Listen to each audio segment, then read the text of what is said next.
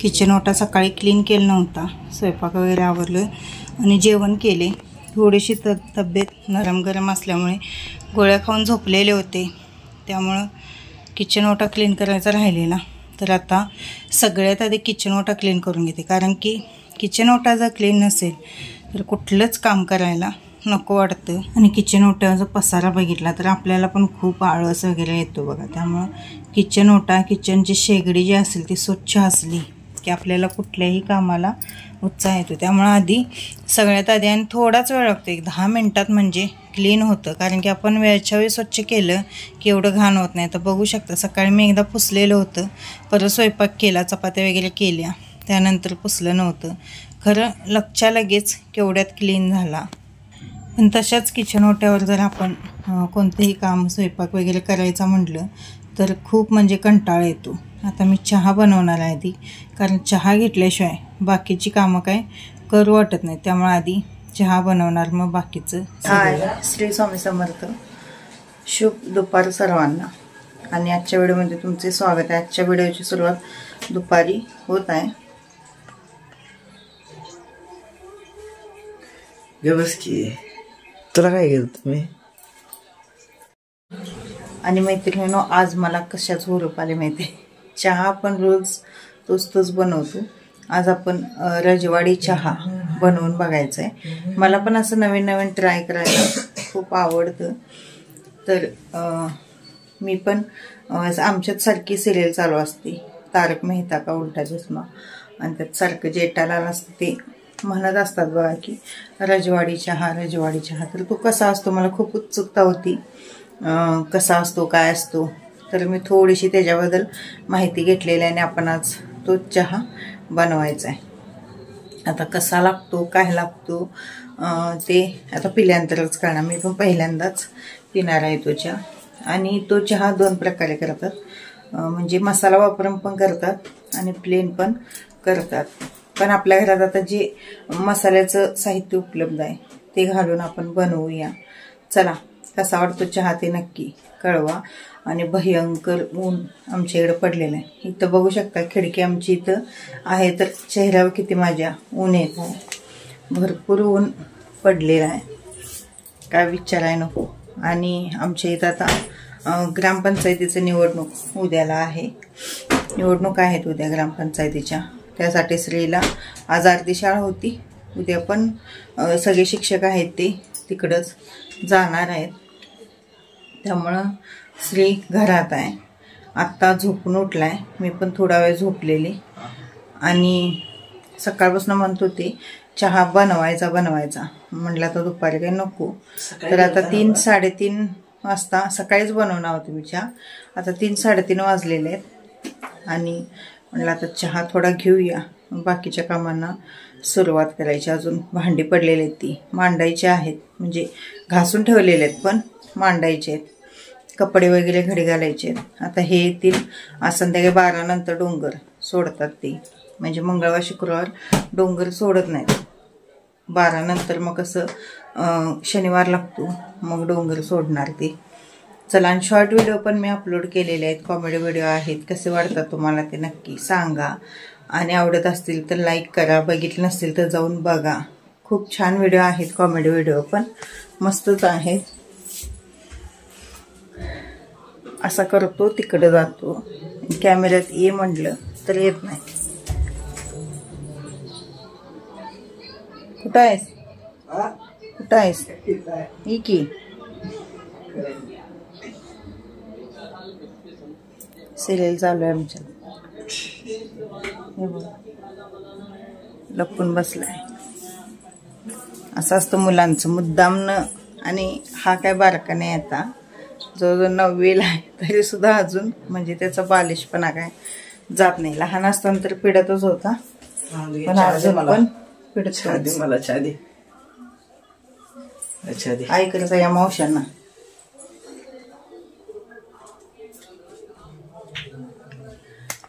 मुलं लहान असताना असं वाटतं आपल्याला मोठी व्हावीत, आणि मोठी झाली की वाटत लहान होती ते बरं होतं. कारण थोडंसं ओरडून ते बसवायला येतं. आता अजिबात ऐकत नाहीत, त्यांचंच खरं करत असतात. चला, आणि आत्ताच्या मुलांना तर काय बोलून पण चालत नाही, आणि त्यांना दयामाया ही कमीच आहे. आमच्यासारखी दयामाया त्यांना नाही आहे. आणि हे ब्लाऊज बघा, हा पीस मी कोल्हापुरात आणलेला. आपली जी खणाचा पीस आहे, छान वाटतो खरं.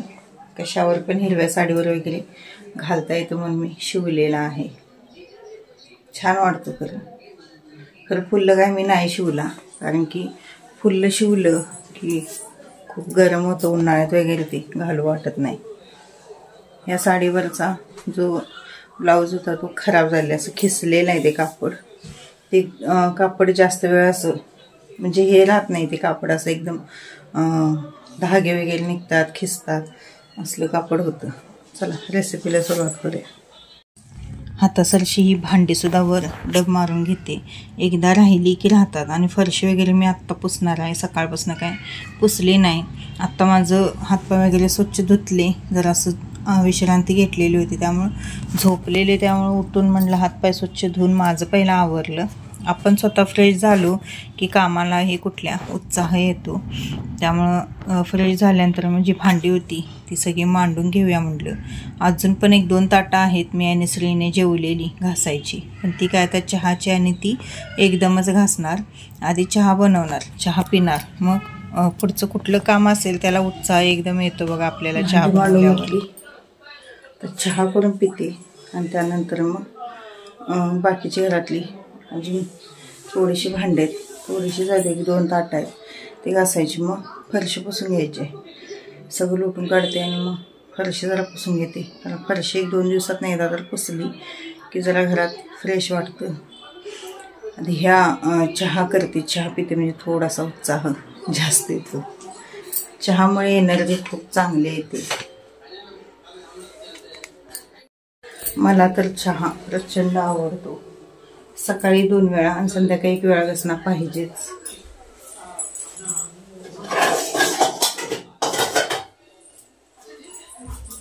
या चहाला दूध जास्त लागतं, कारण की हा चहा पाण्यात शक्यतो करत नाही. थोडंसं दूध जास्त लागतं या चहाला. चला रेसिपीला सुरुवात करूया.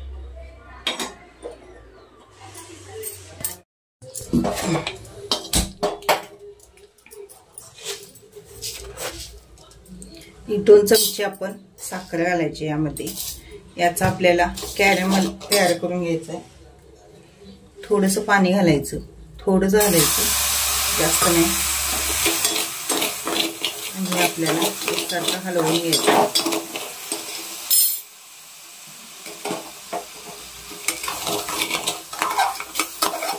पाणी थोडं कसं घाला.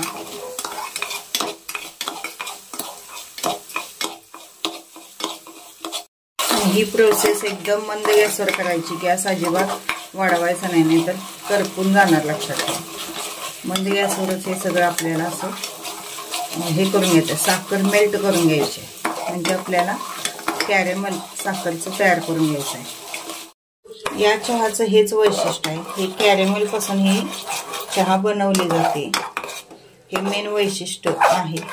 तर बघू शकता कलर बदलायला सुरुवात झालेली आहे. पूर्ण असा तांबूस कलर आला. हे पहा कलर बदलायला आलेला आपला.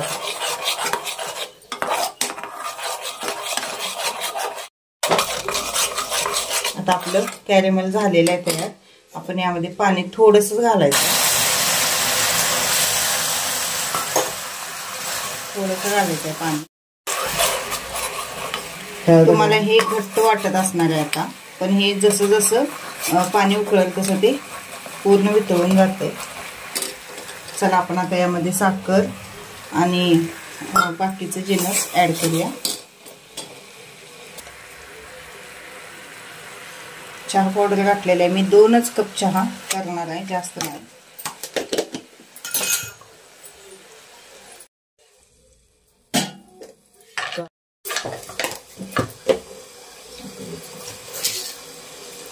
साखर घालूया थोडीच घालायची, कारण मगाशी आपण साखर घातलेली आहे.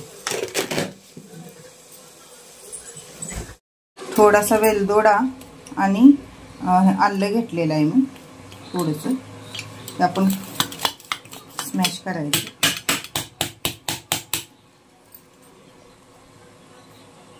थोडंसंच यामध्ये घालायचं मसाला. मग बाकीचं तुम्ही लवंगा वगैरे घातला, मिरं घातला, दालचिनी घातला तरी सुद्धा चालतं, जायफळ वगैरे सुद्धा घातला तरी चालतं. आता आपण दूध घालूया.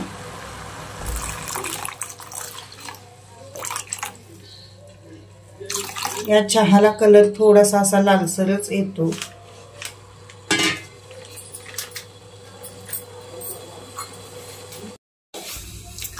चहाला कलर बघू शकता तुम्ही, खूप छान चहा तयार होतो. वास तर खूपच छान येत आहे. अजून यामध्ये मसाले जर असते तर खूप छान चहा तयार झाला असता. तर आणि असं एकसारखं हलवत चहा राहायचं आहे. असं खालवर करत आपण चहा शिजवल्यामुळे सुद्धा चहाला म्हणजे टेस्ट खूप चांगली येते. चला तर आपण आता चहा ओतून घेऊया. किती छान आणि घट्ट एकदम दरदरीत चहा झालेला आहे. किती पण कंटाळ येऊन दे किंवा किती पण आजारी माणूस असून दे, त्याला असा जर चहा दिला तर त्याला एकदम असं फ्रेश वाटणार आहे. आणि उन्हाळा असून दे, पावसाळा असून दे किंवा हिवाळा असून दे, चहाची म्हणजे गोष्टच वेगळी आहे. चहा पिल्याशिवाय सकाळी तर बघा उठल्यावर चहा घेतल्याशिवाय पुढचं कुठलंही काम होत नाही. त्यामुळे मी आधी चहा घेते आणि त्यानंतरच मग बाकीची कामं करते. आता उठल्या मी थोडंसं गरम पाणी घेते एक वाटीवर आणि मग एक 15-20 मिनिटानं चहा घेते. लगेच काही चहा घेत नाही. आणि बिस्किट वगैरे काही नव्हती घरामध्ये, कारण जास्त बिस्किट वगैरे आम्ही आणत नाही. आणले की श्री एकदम सगळं खातो, त्यामुळं आणतच नाही मी बिस्किट. असा आपला एकच नंबर कडक रजवाडी चहा तयार आहे. यायचं आहे सगळ्यांनी प्यायला. चहाला कलर बघा खूप मस्त आलेला आहे. खूप म्हणजे खूप मस्त आलेला आहे. या चहाचं म्हणजे वैशिष्ट्य काय असतं तर या चहामध्ये जे कॅरेमेल आपण तयार करतो त्यापासून हा चहा बनवला जातो आणि कॅरेमेलमुळेच त्या चहाचं चव खूप छान येते. त्यामुळं पूर्ण पण जास्त काळपट होईपर्यंत कॅरेमेल ठेवायचं नाही, लक्षात ठेवा. जास्त जर तुम्ही कॅरेमेल पूर्ण म्हणजे साखर ती पूर्ण तुम्ही करपूसपर्यंत जर कॅरेमेल ते तयार केला डार्क तर ते चांगलं लागत नाही. त्यामुळे थोडासा कलर आला की लगेच पाणी घालायचं. पाण्याचा वापर थोडासा करायचा, जास्त करायचा नाही. सगळ्यांनी मी चहा घेते. यायचं आहे सगळ्यांनी चहा घ्यायला. आणि रेसिपी नक्की ट्राय करून बघा, सोपीच आहे. यात पाहिजे असेल तर तुम्हाला गवती चहा घाला, परत लवंग घाला, मिरं घाला, परत दालचिनी आणि हे काय जायफळ घालू शकता तुम्ही. त्याने सुद्धा खूप छान म्हणजे तुमचा जो चहाचा मसाला असतो तो घातला तरी सुद्धा चालेल. मी काय चहाचा मसाला माझा केलेला होता पण संपलेला, मी तो नाही वापरला. फक्त वेलदोडे आणि जे आपलं काय म्हणतात त्याला आल्लू तेवढं वापरलेलं आहे. चला, आणि व्हिडिओ आवडत असेल तर प्लीज लाईक मात्र करा.